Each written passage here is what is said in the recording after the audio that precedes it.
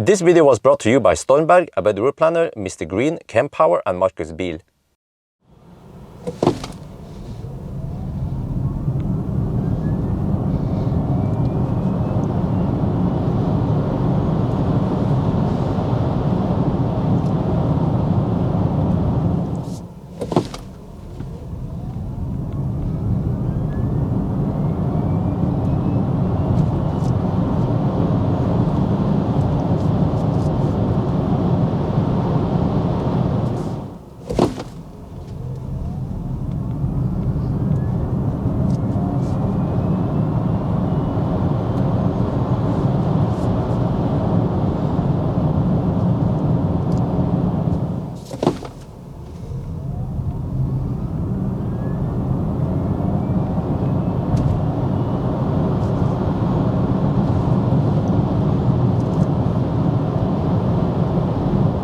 Alright, we're back home. Let's take a look at the Google Sheets.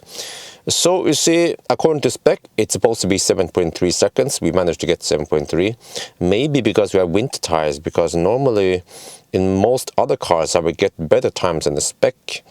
Maybe the spec counts that you have some weight, some luggage, some passenger, something. I don't know.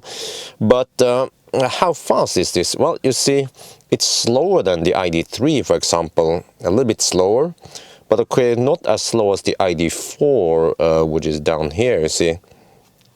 I remember I call it the ID4, I said it's slow like a dead horse, but I actually think it's a bit slow. For an EV, 0 to 100 in 7 seconds is, in my opinion, is considered slow. I prefer something like 6 seconds or faster. You see here, Model 3 Standard Range Plus, for example, is only 6, and this is even the newest one, and then you see the previous version is 5.5 seconds. Now we're talking, so it's kind of slow-ish, but all right. But then as for noise, it's pretty much on par with the all-wheel drive. Maybe there's a slight variation here. I'm not sure. Actually, it's just for some reason the 80 kilometers per hour measurement is lower, but all the other ones seems to be more or less the same. So yeah, I mean, there shouldn't be any difference. It's more or less the same car, except for that the all-wheel drive has a front motor, but we also have the same tires. Everything is the same. So yes, how useful was this video?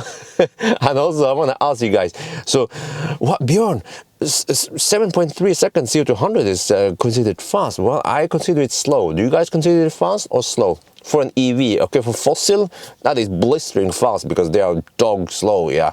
But for EVs, I prefer faster than this. But what do you guys think, huh? Is it slow or fast? That's going to be it for now. I hope you guys enjoyed this video. As always, thank you for watching and talk to you later.